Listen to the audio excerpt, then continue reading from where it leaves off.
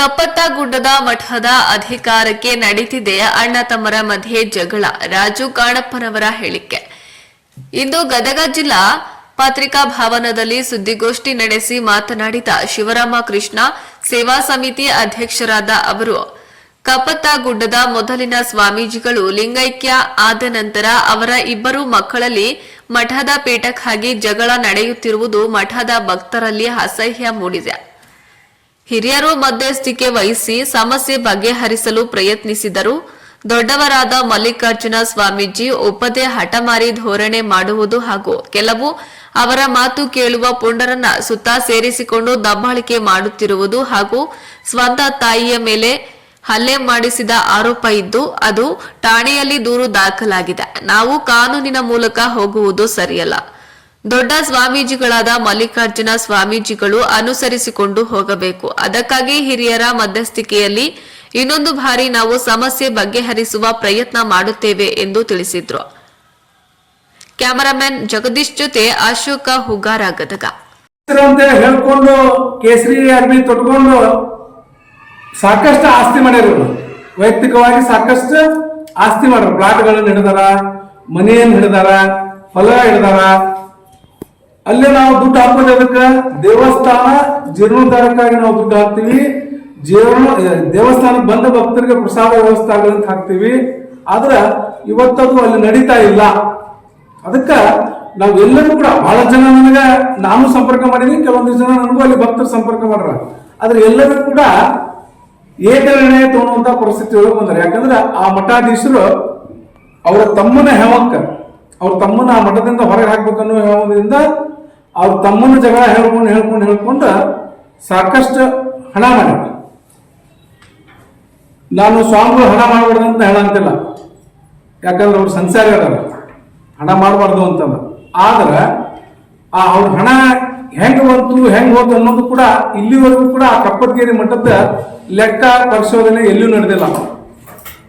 ಮತ್ತಲ್ಲಿ 1000 ರೂಪಾಯಿ ಬರ್ತಿತ್ತು, ಏನ್ ಲಕ್ಷ ರೂಪಾಯಿ ಬರ್ತಿತ್ತು, ಏನ ಕೋಟಿ ರೂಪಾಯಿ ಬರ್ತಿತ್ತು ಅನ್ನೋದು ನಮ್ಗೆಲ್ಲರಿಗೂ ಗೊತ್ತಾಗಬೇಕಲ್ಲ. ಆ ದಿಸೆ ಒಳಗೆ ಎಲ್ಲರೂ ಭಕ್ತರು ಸೇರ್ಕೊಂಡು ಒಂದು ಟ್ರಸ್ಟ್ ಅನ್ನ ರಚನೆ ಮಾಡೋಣಲ್ಲಿ. ಕಪ್ಪತ್ತಗೇರಿ ಮಲ್ಲಯ್ಯ ಹೆಸರಲ್ಲೇ ಒಂದು ಟ್ರಸ್ಟ್ ಅನ್ನ ರಚನೆ ಮಾಡಿ ಪೂಜ್ಯರಿಗೆ, ಅಲ್ಲಿ ಯಾರು ನಾವು ಪೂಜ್ಯರ ನೇಮಕ ಮಾಡ್ತೀವಲ್ಲ ಆ ಪೂಜ್ಯರಿಗೆ ತಿಂಗಳ ಇಂತಿಷ್ಟು ಅಂತ ಕೊಟ್ಟು ಇನ್ನು ಉಳಿದ ಹಣವನ್ನ ಟ್ರಸ್ಟ್ ಮುಖಾಂತರ ಅಲ್ಲಿ ಅಭಿವೃದ್ಧಿ ಕೆಲಸಕ್ಕೆ ಇರ್ಬೋದು. ಭಕ್ತರಿಗೆ ಹೋಗಾಕ ಬರಾಕ ಬಹಳಷ್ಟು ಕಷ್ಟ ಐತಿ. ಹೋಗಿ ಬರಕ್ ಗುಡ್ಡದ ಮ್ಯಾಗ ಹತ್ತಿ ಇಳ್ಯಾಕ ಕಷ್ಟ ಐತಿ. ಯಾರಾದ್ರೂ ವಯಸ್ಸು ಆದವ್ರು ಬಂದ್ರೆ ಅವ್ರನ್ನ ಕರ್ಕೊಂಡು ಹೋಗಕ್ ಸಾಧ್ಯ ಇಲ್ಲ. ನಾವೆಲ್ಲರೂ ಭಕ್ತರು ಸೇರಿ ಒಂದು ಚಲೋ ಲಿಫ್ಟ್ ಮಾಡಿಸಿ ದೊಡ್ಡವರಿರ್ಲಿ, ಸಣ್ಣವರಿರ್ಲಿ, ಮಕ್ಕಳಿರ್ಲಿ, ವೃದ್ಧರಿರ್ಲಿ ಎಲ್ಲರೂ ಹೋಗುವಂತ ವ್ಯವಸ್ಥೆ ಮಾಡೋಣ ಅಂತಂದು ನಾನು ಈ ಮಾಧ್ಯಮದ ಮುಖಾಂತರ ವಿನಂತಿಸ್ಕೊತೀನಿ. ಮತ್ತೆ ಅದೇ ದಿವಸ ಒಳಗ ಮುಂಡ್ರಿಗಿ ಪೊಲೀಸ್ ಠಾಣೆ ಎಲ್ಲ ಅಧಿಕಾರಿಗಳಿಗೆ ವಿನಂತಿ ಮಾಡ್ಕೊತೀನಿ. ಈ ಕೂಡ್ಲೇ ನೋಡ್ರಿ, ತಾಯಿ ಮೇಲೆ ಹಲ್ಲೆ ಮಾಡ್ತಾನ ಒಬ್ಬ ಮಗ. ಅದು ಬಹಳ ವಯಸ್ಸಾದವರು, 70 ವಯಸ್ಸಾದವ್ರು, ಹೆಚ್ಚು ಕಡಿಮೆ ಅವರು. ಅಂಥವ್ರ ಮೇಲೆ ಹೋಗಿ ಹೊಡೆಯೋದು ಮತ್ತು ಕೈ ಕಡಿಯೋದು ಇದು ಒಂದೇದ್ದಲ್ಲ. ನಾನು ಅವ್ರಿಗೆ ಮಾತಾಡಿಸಿದಾಗ ಅವ್ರು ಹೇಳಿದ್ರು, ಇದು ಒಂದೇದ್ದಲ್ರಿ, ಯಾರಿಗೂ ನಮ್ದು ಅರಣ್ಯ ರೋಂದನ ಇಲ್ಲಿ ಯಾರು ಮ್ಯಾಗ್ ಬರೋಂಗಿಲ್ಲ, ಏನಿಲ್ಲ. ಬಂದವ್ರನ್ನು ಕೂಡ ಅವ್ರು ಕೇಸರಿ ತೊಟ್ಟಿರ್ತಾರ, ಅವ್ರ ಕಡೆ ಮತ್ತೆ ಪೂಜ್ಯರು ಅಂತೇಳಿ ಅವ್ರ ಕಡೆ ಹೋಗ್ಬಿಡ್ತಾರ. ನಮ್ದು ಯಾರು ಕೇಳೋದಿಲ್ಲ ಗೋಳಿಲಿ. ಮತ್ತೆ ನಾವು ಸಾಕಷ್ಟು ಸಲ ಪೊಲೀಸ್ ಸ್ಟೇಷನ್ ಮೆಟ್ಲಿಗೆ ಎತ್ತೀವಿ. ಮತ್ತೆ ಹಣದ ಆಸೆಗಾಗಿ ಅವರ ಒಂದೇ ಮಗ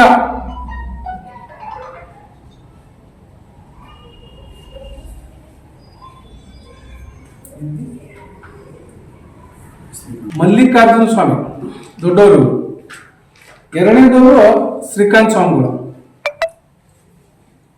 ಇವರ ಇಬ್ರು ಸಹೋದರರದ್ದು ಅಲ್ಲಿ ಬಹಳ ದಿನದಿಂದ ತಿಕ್ಕಾಟ ನಡೆದೈತಿ. ಇದರಿಂದ ಭಕ್ತರಿಗೆ ಬಹಳ ಮುಜುಗರ ಆಗತೈತಿ. ಮತ್ತು ನಾನು ಕೂಡ ಈ ವಿಷಯವಾಗಿ ಕಳೆದ 3 ವರ್ಷದಿಂದ ಇಲ್ಲಿವರೆಗೂ ಕೂಡ ಸಾಕಷ್ಟು ಪ್ರಯತ್ನ ಮಾಡತ್ತೀನಿ. ಇಬ್ಬರನ್ನು ಜೋಡಿಸಿ ಆ ಮಠದೊಳಗಿರುವ ಗೊಂದಲಗಳನ್ನ ತೆಗಿಬೇಕು ಅಂತ ಹೇಳಿ. ಆದ್ರೆ ನಾನು 3 ವರ್ಷದಿಂದ ಇಲ್ಲಿವರೆಗೂ ಒಂದನ್ನು ಕಾಣ್ಕೊಂಡು ಬಂದೆ. ಆ ಮಠದ ಆದಾಯ ಬರುವುದರಿಂದ ಏನು ಹಿರಿಯ ಸ್ವಾಮಿ ಏನ ಅದಾರ, ಇವರು ಅಲ್ಲಿ ಯಾರೂ ಇರಬಾರ್ದು ಮಠದೊಳಗೆ ತಮ್ದ ಏಕ ಪಾರಪತ್ಯ ಆಗ್ಬೇಕು, ತಾವ ಆ ಮಠದೊಳಗೆ ಇರ್ಬೇಕನ್ನೋ ದೃಷ್ಟಿಕೋನದಿಂದ ಕೆಲ ಭಕ್ತರನ್ನ, ನಾನು ಹೇಳ್ತಾ ಇರೋದು ಕೆಲವೊಂದು ತಮಗೆ ಯಾರು ಬೇಕು, ತಮಗೆ ಅಲ್ಲಿ ಅನುಕೂಲ ಆಗೋರು, ಯಾರು ಬಂದವ್ರಿಗೆ ಹೊಡಿ ಮಾಡೋ ಕೆಲಸ ಯಾರಿರ್ತಾರ, ಅಕಸ್ಮಾತ್ ಅವಶ್ಯಕತೆ ಬಿದ್ದರೆ ಜಾತಿ ನಿಂದನೆ ಕೇಸ್ ಮಾಡೋಕ್ಕೂ ಉಪಯೋಗ ಆಗುವಂತ ಜನರನ್ನ ಕರ್ಕೊಂಡು ಬಂದು ಅಲ್ಲಿರುವಂತ ಅವರು ಸ್ವತಃ ಅವ್ರ ತಾಯಿ ಮೇಲಿನ, ಯಾರು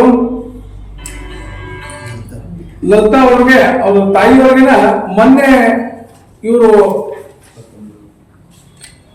21/7 ಅವ್ರ ಮೇಲೆ ಹಲ್ಲೆ ಮಾಡ್ರ. ಯಾವ ರೀತಿ ಹಲ್ಲೆ ಮಾಡ್ರ ಅಂದ್ರೆ ಇವರು ಅವ್ರ ಕೈಯನ್ನ ಕಡದಂದ್ರೆ ಬಾಯಿಂದ ಕಡದು ಹಲ್ಲಿನಿಂದ ಕಚ್ಚಿ ಗಾಯಗೊಳಿಸ್ಯಾರ. ಅಂದ್ರೆ ಎಲ್ಲಿವರೆಗೂ ವಿಕೃತಿ ನಡೆ ಅಂತಂದ್ರೆ ಹಣಕ್ಕಾಗಿ ತಾಯಿನೂ ಸಹ ಬಿಡಲಾರಂತ ಪರಿಸ್ಥಿತಿಗೆ ಇವತ್ತ ಆ ಮಠದ ಸ್ಥಿತಿಗತಿ ಬಂದೈತಿ. ಅದಕ್ಕೆ ನಾವು ಇವತ್ತ ಶಿವರಾಮಕೃಷ್ಣ ಸೇವಾ ಸಮಿತಿಯಿಂದ ನಾನು ಎಲ್ಲ ಕಪ್ಪತ್ಗೇರಿ ಮಠದ ಭಕ್ತರಲ್ಲಿ ವಿನಂತಿ ಮಾಡ್ಕೊಂತೀನಿ, ನೀವು ಎಲ್ಲರೂ ಸೇರಿ ಒಂದು ಸಭೆಯನ್ನ ಮಾಡಿ ಒಂದು ಸಮಿತಿ ರಚನೆ ಮಾಡೋಣಲ್ಲಿ. ಯಾಕಂದ್ರ ಗೋಕಾವಿ ಮತ್ತು ರಾಚೋಟಿ ಕಾಡಪ್ಪ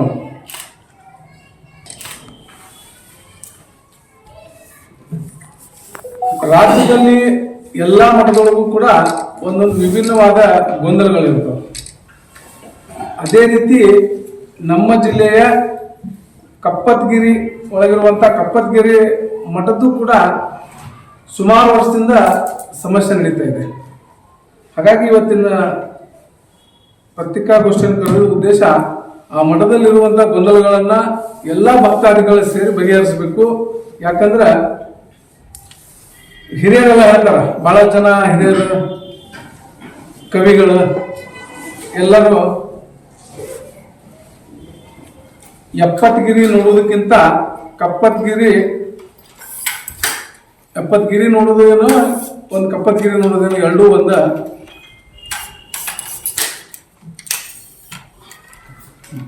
ನೋಡೋದಕ್ಕಿಂತ ಒಂದು ಕಪ್ಪತ್ಗಿರಿ ನೋಡೋದ್ ಬಿಟ್ರೆ ನಮ್ಮ ಜೀವನ ಪಾವನ ಆಗುತ್ತೆ.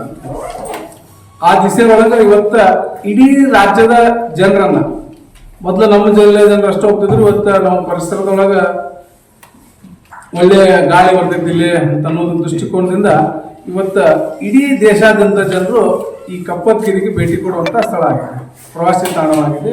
ಮತ್ತು ಸಾಕಷ್ಟು ನಮ್ಮ ಸಚಿವರು ಎಚ್ ಕೆ ಪಾಟೀಲ್ ಅಭಿವೃದ್ಧಿ ಕೆಲಸ ಮಾಡೋದ್ರಲ್ಲಿ ಮತ್ತು ಫಾರೆಸ್ಟ್ ಇಲಾಖೆಯವರು ಸಾಕಷ್ಟು ಜನರಿಗೆ ಬರೋರಿಗೆ ಹೋಗೋರಿಗೆ ಅನುಕೂಲ ಮಾಡಿದ್ರು. ಆದ್ರೆ ಯಾವ ಕಪ್ಪತ್ಗಿರಿ ಮಲ್ಲಯ್ಯನ ಮಠ ಐತಿ, ಮೂಲ ಮಠ ಐತಿ, ಕಪ್ಪತ್ಗಿರಿ ಮಠಕ್ಕೆ ಏನೊಂದು ಶಕ್ತಿ ಕೇಂದ್ರ ಐತಿ, ಭಕ್ತಿ ಕೇಂದ್ರ ಐತಿ, ಆ ಭಕ್ತಿ ಕೇಂದ್ರದೊಳಗ ಇವತ್ತ ಭಕ್ತರಿಗೆ ಆ ಮಠಕ್ಕೆ ಹೋಗಾಕ ಅಸಹ್ಯ ಆಗೋ ರೀತಿ ನಡೆದೈತಿ. ಏನಪ್ಪ ಕಾರಣ ಅಂದ್ರ ಇವತ್ತ ಅಲ್ಲೇ ಈ ಹಿಂದಿನ ಪೂಜ್ಯರು ಲಿಂಗೈಕ್ಯ ವಿಶ್ವನಾಥ ಸ್ವಾಮಿ ಕಪ್ಪತ್ ಮಠ ಇವರ ಇಬ್ಬರ ಮಕ್ಕಳು ಇವ್ರು ತೀರೋದ ನಂತರ ಅದು ಹೆರಿಡಿಟಿ ಮೇಲೆ ಅವರಿಬ್ಬರು ಆ ಮಠ ನಡೆಸ